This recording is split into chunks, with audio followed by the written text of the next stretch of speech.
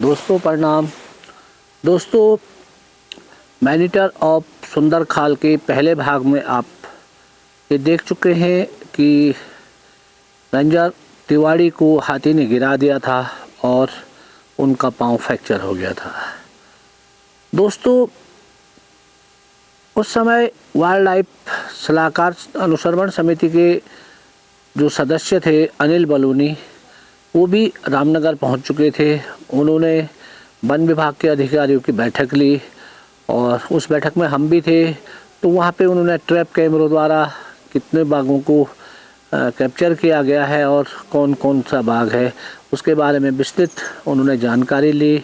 और उसके बाद वो लोग वहीं रहे और हम लोग अपनी पेट्रोलिंग के लिए निकल चुके थे। रामनगर और काशीपुर के बीच में एक मालधन एक गांव पड़ता है। इस गांव में भोपाल राम का एक परिवार रहता था। उसका बेटा पूरन चंद जो दिल्ली में किसी कंपनी में प्राइवेट जॉब करता था और 24 जनवरी को उनकी बेटी की शादी थी। तो पूरन चंद भी अपनी बहन की शादी में घर आया था। शादी निपट गई और उसके बाद क्योंकि जो पूरन चंद था उसका नन्हीहाल भी सुंदर खाल गाँव में था, तो वो शादी की मिठाई लेकर नानी से मिलने सुंदर गांव पहुंचा। वह अपनी बाइक से उस दिन आया था और अपनी बाइक को उसने गर्जिया पुलिस चौकी के बगल पे खड़ा कर दिया और उसके बाद वो अपने नानी को मिलने चले गया। नानी को मिलने के बाद क्योंकि शायद उसकी मंगेतर भी उसी गांव की थी और उसने अपनी मंगेतर को फ़ोन करके उसे गांव के ही बगल पे जंगल में बुलाया और नानी को ये कहते हुए कि नानी मैं थोड़ी देर में वापस आता हूँ, और बात करते करते वो उस जंगल की ओर चल दिया। जंगल तो क्या था, उस गांव से केवल 50 या 60 मीटर ही दूर वो गया था और वो फ़ोन से बात करता जा रहा था और उसे मालूम नहीं था कि जहाँ वो बढ़ रहा है वहाँ उसकी प्रेमिका उसकी इंतज़ार नहीं कर रही है, बल्कि उसकी मौत उसका इंतज़ार कर रही है। दोस्तों, जब इस आदमखोर ने उसको अपने ओर आते हुए देखा तो ये घात लगाए बैठ गया और उसके बाद जो पूरन उसके नज़दीक पहुंचा, उसने एक झटके से पूरन पे हमला किया और उसकी गर्दन तोड़ दी। दोस्तों, उसके बाद वो पूरन को घसीट कर उधर बगल पे झाड़ी पे ले गया। शायद उसके बाद पूरन की जो मंगेतर थी वो भी उस साइड आई, क्या पता उसने वहाँ खून के निशान या धब्बे देख लिए हों, ये हमें मालूम नहीं है। परंतु गांव में एक सुगबुगाहट फैल तो गई थी और उसके बाद शाम 4 बजे उन्होंने पुलिस चौकी पे इन्फॉर्म किया कि यहाँ मालधन से एक लड़का आया था और उसकी बाइक यहाँ पे खड़ी है और वो जो है उसका कोई पता नहीं चल पा रहा है। और उसके बाद पुलिस वालों ने खोजबीन की और उसके बाद उसका नंबर शायद उसकी प्रेमिका से उनको मिला। उसके बाद उन्होंने उसके घर फ़ोन किया और उसके बाद उसके फ़ोन नंबर पे भी जो कॉल जा रही थी उसमें केवल घंटी बज रही थी, कोई उसको रिसीव नहीं कर रहा था। होते करते शाम को जब लगभग 7:30 बज चुके थे तो उसके बाद हमें मैसेज आता है कि मालधन का कोई लड़का यहाँ आया था सुंदर खाल में और वो गुम है। तो हम भी अपनी गाड़ी से और बाकी फॉरेस्ट गार्ड जो है वो फटाफट पुलिस चौकी सुंदर खाल पहुँचे। तो पुलिस वालों ने उसके जो कॉल जब की उसके घंटी तो जा रही थी, उसके मोबाइल पे पुलिस वालों ने जब कॉल की तो घंटी जा रही थी परंतु उससे रिसीव कोई नहीं कर रहा था और उसकी बाइक वहीं खड़ी थी। तो यह आशंका जताई जा रही थी। यह आशंका क्या अब लगभग कंफर्म हो चुका था जब ये पूछा गया कि लगभग ये लड़का कितने बजे जंगल की ओर गया है, तो ये दिन में 1 बजे जंगल की ओर गया था और उसके बाद ये लौट के नहीं आया। तो पूरी आशंका ये थी कि इसको नरभक्षी बाघ ने इसका शिकार कर लिया है। दोस्तों, उसके बाद हमारे पास 2 सर्च लाइट थी और 7-8 हम फॉरेस्ट गार्डों को मिलाकर हम लोग एकत्र हुए और उसके बाद जहां वो लड़का उस रात दिन में गया था जिस जंगल में, हम लोग वहाँ सर्च लाइट और राइफल के सहारे हम लोग उस जंगल को हमने पूरा छान मारा। और बाकी कोसी नदी के किनारे किनारे हम फिर वह लगभग 9:30-10 बजे हम लोग वापस आ गए। दोस्तों, हमें उसका कोई पता नहीं चला और अब ये था कि सुबह रात खुलने दो, रात खुलने पे ही हम लोग जल्दी से जल्दी इसकी कॉम्बिंग करेंगे। और जो ही रात खुली, सुबह हाथी जो थे वो पुल से नहीं आ पाते थे, इसलिए उनको गर्जिया मंदिर के नीचे नाले से आना पड़ा और हम लोग गाड़ी से सुंदरखाल पहुंच गए। और कुछ फॉरेस्ट गार्ड जो थे वो उस जंगल की ओर बढ़ चले। शायद एक फॉरेस्ट गार्ड, ऐसा ध्यान है कि उनका नाम शायद मटपाल था, तो वो जब 1-2 गांव वालों के साथ आगे बढ़ रहे थे तो उन्होंने देखा उन्हीं के सामने लगभग 20 मीटर पे वो जो टाइगर था, वो टाइगर उस पूरनचंद की बॉडी को खा रहा था। और वो लोग उसके बहुत नज़दीक पहुंच गए थे और अपने शिकार में डिस्टर्ब या अपने शिकार में बाधा उत्पन्न करने के कारण वो जो टाइगर था, वो टाइगर उन पे अटैक कर सकता था। इसलिए मटपाल ने तुरंत अपने राइफल उठाई और हवा में एक फायर कर दिया। हवा में फायर होते ही जो टाइगर था वो टाइगर वहाँ से भाग गया। परंतु वो फायर जो था वो गांव वालों के लिए एक दूसरे प्रकार का मैसेज दे गया। गांव वालों ने सोचा कि वन विभाग वाले जो हैं ये इस टाइगर को मारना नहीं चाहते हैं, इसलिए इन्होंने इसको भगा दिया है। और उसके बाद फ़ोन पे फ़ोन, और हम तब तक रोड पे ही थे, तो थोड़ी देर बाद लोगों की हलचल बहुत तेज़ होने लगी और मैंने देखा कि प्रत्येक आदमी के हाथ में डंडा, किसी के हाथ में दराती और किसी के हाथ में कुल्हाड़ी थी। तो मैं पहले समझ नहीं पाया और उनके जो हाथों पे थे वो पत्थर थे और जहाँ वो कोई फॉरेस्ट वाला मिलता वो सीधे उस पर पथराव कर रहे थे। तब तक वो हाथी भी जो थे वो राजमार्ग 21 पर पहुँच चुके थे। अब हम लोग सब ढूंढने के तैयारी में थे कि अब चलो देखते हैं, परंतु हमें क्या मालूम था कि गांव में इतना गुस्सा फैल गया था कि उन्होंने सीधे हम पे पथराव कर दिया और डंडों से, यहाँ तक कि दो फॉरेस्ट गार्ड थे वो चोटिल हो गए थे और उनको एम्बुलेंस से रामनगर हॉस्पिटल भिजवाना पड़ा। और उसके बाद जो महावत थे, कुछ जो फॉरेस्ट गार्ड थे वो हाथियों पे बैठ गए और तुरंत लोग जो है जंगल की ओर भाग गए। यानी जो राजमार्ग 121 के ऊपर की साइड जहां वो टाइगर था उस साइड नहीं बल्कि उसके ऊपर की साइड हम लोग जंगल में भाग गए। और मेरे पास अपनी गाड़ी थी, मैंने देखा 1-2 पत्थर तो गाड़ी पे लग चुके थे, इसलिए मैं गाड़ी खड़ी कहाँ करता है, तो मैं सोचता कि मैं गाड़ी यहाँ खड़ी करूँ तो ये तोड़ देंगे, इसलिए मैंने गाड़ी स्टार्ट की और मैं मोहान की ओर भाग निकला। और उसके बाद हमने गाड़ी खड़ी करके वहीं पर हम लोग वेट करने लगे। दोस्तों, ये सूचना नैनीताल पहुंची। रामनगर से फोर्स और नैनीताल से पुलिस अधीक्षक और जितने फोर्स होती है सारी फोर्स थोड़ी देर के बाद सुंदरखाल पहुंच गए। और उसके बाद जो वन अधिकारी थे वो वन अधिकारी भी जहाँ तहाँ छुपे हुए थे, फिर उनसे संपर्क किया गया और उसके बाद लगभग दिन में 1:30 बजे पुलिस और वन अधिकारियों के बीच गांव वालों के साथ वार्ता हुई और तब तक उन्होंने जो राष्ट्रीय राजमार्ग 121 था उसको उसी समय जाम कर दिया था सुबह ही। और उसके बाद उसमें हजारों वाहनों की जो थे वो कतारें खड़ी हो गई और जो लोग पैसेंजर थे, जिन लोगों को इधर उधर जाना था, वो सारे लोग वहाँ एकत्र हो गए। दोस्तों, 2 बजे हम लोगों को कॉल आया कि ऐसा है कि समझौता हो गया है, आप लोग नीचे उतरे और 4 हाथियों के द्वारा हम इस जंगल की कॉम्बिंग करेंगे, यदि हमको टाइगर मिल गया तो उसको शूट किया जाएगा। तो हम लोग फटाफट वापस आए। उसके बाद 3 हाथी हमारे पास थे और एक होटल के हाथी को मंगाया गया। और उसके बाद कुछ में हम फॉरेस्ट वाले, एक में मैं और श्याम सिंह चाचा और एक शायद कोई फॉरेस्ट गार्ड था, और उसके बाद कुछ में पुलिस वाले, और सारे 4 हाथियों के द्वारा 2 हाथी जो कोसी नदी की ओर से ऊपर को और 2 हाथी जो राजमार्ग की ओर से नीचे की ओर वो कॉम्बिंग करनी सबने शुरू कर दी। फॉरेस्ट गार्ड के द्वारा जो फायर किया गया था तो उससे ये बताया था कि जो टाइगर है वो टाइगर कोसी नदी की साइड को गया है, यानी उसके कोसी नदी की साइड में मिलने के ज़्यादा चांसेस थे। और उसके बाद धीरे धीरे जब हाथी आगे बढ़े तो थोड़ी देर बाद हमने देखा कि एक कीकर की झाड़ी के नीचे जो आदमखोर बाघ है वो आराम से लेटा हुआ है।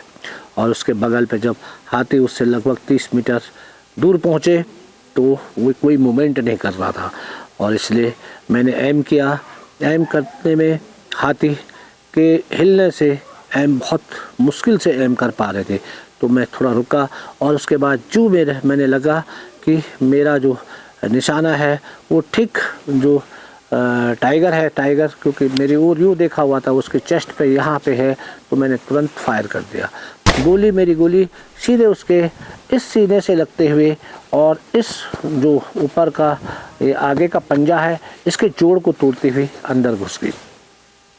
और जो टाइगर था वो टाइगर उठने के लिए हुआ, परंतु मैंने देखा कि उसका जो शायद जो बायां पाँव था वो बायां पाँव अपने जोड़ से उखड़ चुका था और वो खड़ा नहीं हो पाया। दोस्तों, जब तक मैं रीलोड करता तब तक 5 फायर हो चुके थे, परंतु वो 5 फायर कैसे हुए मेरे को ये पता नहीं चला। मैंने जब देखा कि 5 फायर हो गए, फिर मैंने दोबारा एम किया और उस समय मैंने उसके सीने पे गोली मार दी थी। और उसके बाद 26 फायर हुए। 26 फायर इस प्रकार के फायर हुए कि मैं एकदम घबरा गया कि ये क्या हो गया है। और मैंने महावत से बोला कि यार तुम किसी भी प्रकार से मेरे को पीछे ले चलो, और उसने हाथी को पीछे किया। और मैंने जब नज़र दौड़ाई तो लोग बिना निशाना लिए, बिना ऐब किए सीधे दाड़ दाड़ दाड़ दाड़ फायर कर रहे थे। यहाँ तक कि एक के पास जो 12 बोर पंप गन होती है वो पंप गन से फटाफट लोड करके धाड़ धाड़ धाड़ 12 बोर के छर्रों के फायर कर रहा था, परंतु जो टाइगर था, टाइगर तो सामने था, फायर तो ऊपर कर रहा था। और जो लोग यहाँ से फायर कर रहे थे उनको ये पता नहीं कि कभी हाथी आगे बढ़ जा रहा था, कभी हाथी यूँ खिसक जा रहे थे कि हम जो फायर कर रहे हैं हमारी फायर टाइगर को लग रही है नहीं लग रही है, इससे उनको कोई मतलब नहीं था। दोस्तों, जब इस टाइगर का पोस्टमार्टम हुआ था तो इस पर केवल 3 गोलियां निकली थी, जबकि 26 राउंड फायर हुए थे। और उसके बाद मैं पीछे को खिसक गया। और उसके बाद सोनमती और रूपमती 2 हाथियाँ थी और 2 हथनियाँ हमारे बराबर में थी। और उसके बाद दोनों हथनियाँ एक साथ 5 कदम पीछे बढ़ी, तो मेरे को मालूम नहीं था ये क्या कर रहे हैं, क्योंकि फायर करने का तो कोई पता ही नहीं था कि आप कैसे फायर करें, क्योंकि लोग इतने अंधाधुंध फायर कर रहे थे कि जिसमें फायर करने के लिए जो आगे बढ़ेगा तो उसको अपनी जान से हाथ धोना पड़ सकता था, क्योंकि वो किसी को देख नहीं रहे थे कि मेरी गोली कहाँ जा रही है, मेरी बैरल कहाँ खड़ी है, इसका किसी को कोई ध्यान नहीं था। और ये सवाल मेरे जहन में भी हमेशा आता है, क्या इस ऑपरेशन में इतने लोगों को ले जाना आवश्यक था? यदि आवश्यक था तो ट्रेंड आदमियों को ले जाते। जिस प्रकार से वहाँ पे फायरिंग हो रही थी उसमें कोई भी आदमी मर सकता था, और जिस प्रकार से वो लोग अपनी फायर का प्रदर्शन कर रहे थे उससे मेरे को लग रहा था कि ये लोग कोई ट्रेंड नहीं है और इनको केवल फायर करने के लिए दबाना है, टिगर दबाना ही इन्होंने सीखा है। और इनको ये मालूम नहीं है कि मेरी जो गोली है वो गोली मेरी 800 गज उसका डेंजर एरिया था, और जबकि जो गांव था वो गांव उनसे केवल 200 मीटर पे था। भाई उस गांव के आदमियों को भी तो गोली लग सकती थी, परंतु ऊपर वाले ने सब ठीक कर दिया और कोई और कैजुअल्टी नहीं हुई। तो दोस्तों, जब रूपमती और सोनमती 5 कदम पीछे हटी और उसके बाद उनके ऊपर अधिकतर पुलिस वाले और फॉरेस्ट गार्ड बैठे हुए थे, और वो एक झटके के साथ दोनों एक साथ दोनों पीछे आए और एक साथ दोनों आगे की ओर बढ़े, तो उनसे केवल 20 मीटर पे टाइगर था। तो यानी हाथी चिंगाड़ते हुए इतने तेज़ी से आगे बढ़े कि उनके महावत को भी पता नहीं चला होगा कि ये क्या कर रहे हैं, और वो सीधे कीकर की झाड़ी के अंदर पहुँचे और उन्होंने पाँव से दबा दिया। और पाँव से दबाने में उस टाइगर पे जितनी जान थी उसने एक हथनी के सूंड और एक हथनी के जो पाँव के उसमें थे उसमें गहरे अपने नाखून एक पंजे से मार दिए थे। और उसके बाद जो वो वहाँ पहुँचे तो उन्होंने आगे के जो उनके घुटने थे, जो पाँव थे हाथी के, उन्होंने वो नीचे कर दिए। और नीचे करने से जो लोग उनके ऊपर बैठे हुए थे ऐसे, वो एकदम झुक गए नीचे। और उनको ये विश्वास नहीं था कि हाथी ये जा रहा है तो ये ऐसा हो जाएगा नीचे एकदम। और जो उनके हथियार, वो तो केवल पकड़ने का कुछ नहीं, वो तो हथियार पकड़े हुए थे क्योंकि फायर जो करना था। और जो हाथी नीचे हुआ तो मैंने देखा कुछ लोगों के हथियार सीधे नीचे गिर गए थे, क्योंकि उसके बाद उन्होंने हथियार छोड़ के जो उसके डंडे थे या जो बैठने का उसको पकड़ना था, और वो उसको पकड़े। तो मैंने देखा कि हाथी के नीचे बैठने पे महावत कुछ लोग जो थे वो महावत के बगल पे ऐसे हाथी उस पे लुढ़क गए थे, यानी वो सीधे टाइगर में गिर रहे थे। परंतु उन्होंने ऊपर जो बैठने का है उसके जो कॉर्नर थे उन कॉर्नरों को पकड़ लिया। और मैं ये सोच रहा था कि हाथियों ने टाइगर को जो शिकार वो आदमी का नहीं कर पा रहा था, अब सीधे उसके ऊपर हाथियों ने आदमी डाल दिए हैं। अब इसको 1-2 और लाशें यहाँ पे हो गई है शायद। परंतु उसके बाद वो हत्या उठी तो सारे लोग संभल गए। तब तक जो टाइगर था वो टाइगर इस लोक में अब नहीं था और वो मर चुका था। फिर उसके बाद सब वापस आए और वापस आके सब लोग राजमार्ग 21 की ओर जैसे बढ़े तो हो हल्ला होने लग गया कि मार दिया मार दिया मार दिया। उसके बाद उस सड़क पे लगभग 25-30 हज़ार लोग थे। तो सारे लोग जो है वो दौड़ते हुए उस टाइगर के यहाँ पहुँचे और वहाँ ऐसा हो गया कि उसको देखने के लिए इतनी भीड़ इकट्ठी हो गई कि वहाँ पे पुलिस वालों को कड़ी मशक्कत करनी पड़ी। और उसके बाद एक जो हाथी था उस हाथी में उस टाइगर को बहुत बड़ी मुश्किल से खींच के रस्सों से बांध के उसको हाथी में चढ़ाया गया। और जब हाथी में वो चढ़ा और उसके बाद तब उसको राष्ट्रीय राजमार्ग 21 पे लाया गया और वहाँ से उसको किसी ट्रक में डालकर तब रामनगर उसको पहुँचाया गया। तो दोस्तों उसके बाद इस टाइगर को जब रामनगर ले जाया गया तो सारे फॉरेस्ट और सारे अधिकारी अचंभित थे, क्योंकि यह मेल टाइगर था। और जो उनके पास जो फुटप्रिंट उस समय थे वो फुटप्रिंट जो थे वो बता रहे थे कि आदमखोर मादा है। तो फिर इसके फुटप्रिंटों को मेल किया गया तो देखा गया कि इसकी जो अंगुलियां हैं वो आवश्यकता से अधिक लंबी है। यानी प्रकृति ने इस प्रकार का खेल खेला कि इंसान इस भ्रम में रह गया कि ये नर था या मादा, जिसके पाँव मादा के थे और शरीर नर का। और इसी कन्फ्यूजन में सारे वन विभाग जो है वो लगभग 3 साल से भटकता रहा है जंगल में। जहाँ पे पूरन को आदमखोर टाइगर ने मारा था, जब हम वहाँ देखने गए तो हम वहाँ का दृश्य देख के अचंभित रह गए। जो लड़का आदमखोर ने मारा था उसके पाँव में जूते वैसे के वैसे थे और ऐसा लग रहा था कि जैसे किसी ने आरी से उसके पाँव को काट दिया है और जूते के अंदर पाँव है और बिल्कुल उसको बिल्कुल एकदम काट के अलग किया हुआ है। उसके बाद दोस्तों वहाँ पे उस पूरन का केवल आधा शरीर था, दोनों पाँव की जूते उसी में जूतों में पाँव थे और वो कटे हुए थे।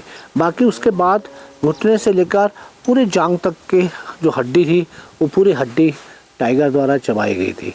और थोड़ा जो हिप्स का हार्ट वाला जो हड्डियां हैं केवल वो बची हुई थी। तो सब ये सोच रहे थे कि शायद इस जो आदमखोर बाघ है इसने पूरन का पूरा शरीर खा लिया है। परंतु मैंने ये सोचा कि ठीक है, इसने पूरन का पूरा शरीर तो खा लिया है, परंतु इसका सर कहाँ है? इसका सर तो होना चाहिए था भाई, क्योंकि टाइगर और लेपर्ड के एक व्यवहार में एक है कि वो केवल गाल चाटते हैं, सर को नहीं खाते हैं। तो उसके बाद दोस्तों हम लोगों ने फिर एक कॉम्बिंग स्टार्ट की कि कहीं ऐसा नहीं इसका सर कहाँ इसने फेंका है, या तो इसको खींचते हुए जब लाया होगा तो कहीं ऐसा तो नहीं कि सर कट के अलग हो गया है और इसका सर तो मिलना चाहिए। और उसके बाद लगभग वहाँ पर से हमको 20 मीटर दूर झाड़ी में उसका पूरा आधा शरीर यानी जो टाइगर ने उसके कमर से, हिप्स से नीचे के और हिप से ऊपर के भागों को ऐसा लग रहा था कि किसी कटर के द्वारा इसको आदमी के जो पार्ट्स हैं उसको दो हिस्सों में बांट दिया है और ऊपर वाले पार्ट्स को इसने सीधे उठाकर उस झाड़ी में छुपा दिया था। यानी यहाँ पे इसने केवल उसके हिप्स और पाँव को खाया था और उसके बाद नेक्स्ट फ्लोर के लिए उसने उस शरीर को वहाँ पत्तों के बीच और झाड़ी के बीच छुपा के रखा हुआ था। तो पहले तो सबको ये हो रहा था कि ये पूरा शरीर खा चुका है, परंतु जब उसका शरीर का आधा हिस्सा पूरा मिल गया तब लगा कि इसने केवल उसकी टांग और हिप्स ही खाई है, बाकी वो आज रात के लिए उसने उसको बचा के रखा था। आज रात वो उसके ऊपर वाले पोर्शन को खा लेता था। और क्या पता, इससे पहले भी मैंने देखा है कि उस समय कुछ ही जो औरतें थी उनके कुछ ही अंग मिल रहे थे, बाकी पूरा शरीर नहीं मिल रहा था। तो ऐसा भी हो सकता है कि ये टाइगर पहले से इस प्रकार का व्यवहार कर रहा हो कि शरीर को, वहाँ भी शरीर को बिल्कुल दो हिस्सों में ही जैसे ऐसा लग रहा था कि इसको काट दिया गया है। और इसके व्यवहार के अनुसार ऐसा भी लग रहा था कि ये शरीर को खट दो भागों में काट कर और एक भाग को कहीं और दूर छुपा दे रहा था और एक भाग को वहीं पे खा रहा था। क्योंकि जिस प्रकार का नेचर कोई वन्य जीव करता है और जब तक उसको उस चीज़ में डराया न जाए या उसको उसमें असफलता न मिले तब तक वो हमेशा उसी चीज़ को अपनाता रहता है। ये उनके व्यवहार का एक गुण भी है। जैसे कोई भी जंगली मुर्गी है, वो मुर्गी किसी पेड़ पे बैठ रही है तो वो हमेशा उसी पेड़ पे बैठेगी जब तक कोई उसको वहाँ पे फायर न करे या उसको वहाँ से एक बार डिस्टर्ब न करे। तो वो इनके व्यवहार का एक गुण है। वैसे ही लेपर्ड में भी है। लेपर्ड में भी यदि कोई लेपर्ड किसी प्रकार का एक व्यवहार, विशेष व्यवहार कर रहा है और यदि उसको उसमें कभी जब तक असफलता नहीं मिली तब तक वो उसको अपने व्यवहार में लाता रहता है। और जैसे कोई मचान है, कोई मचान पे कोई शिकारी बैठा हुआ है और इससे पहले वो लेपर्ड कोई किल कर रहा था और वहाँ कोई मचान पे कोई बैठ नहीं रहा था तो वो आराम से आ जाता है। यदि एक बार किसी शिकारी के द्वारा उस पर फायर कर दिया गया और उस बुलडार को या उसको ना लगे तो उसके बाद वो बहुत चालाक हो जाता है, यहाँ तक कि वो बाद में अपने छोड़े हुए किल पे भी नहीं लौटता है। तो ये दोस्तों, ये थी सीख। आज भी दोस्तों कुछ सवाल मेरे अपने जहन में घूमते रहते हैं। नंबर 1, नवंबर माह की 29 तारीख के बाद एक मेल टाइगर पिंजरे पे आया था। क्या कहीं ये मेल टाइगर यही आदमखोर तो नहीं था? इसको मादा और नर के चक्कर में वन विभाग ने बहुत दूर छोड़ दिया था और आपको मालूम होना चाहिए कि दिसंबर में इसने कोई घटना नहीं की। ठीक 1.5 महीने बाद ये अपनी टेरिटरी में वापस आया और इसने दूसरा सवाल घटनाएं की। क्या सुंदरखाल गांव को अन्यतर विस्थापित नहीं किया जा सकता है? यदि इस गांव को विस्थापित कर दिया जाएगा तो जो बाघों के लिए जो कॉरिडोर है, यानी जो कोसी नदी तक या रामनगर वन प्रभाग के जंगलों में इस रास्ते जाते हैं, वो स्वतंत्र हो जाएंगे। ना कोई बाघ मारा जाएगा और ना कोई इंसान। ये था सुंदरखाल के आदमखोर टाइगर का मेरा ये अनुभव।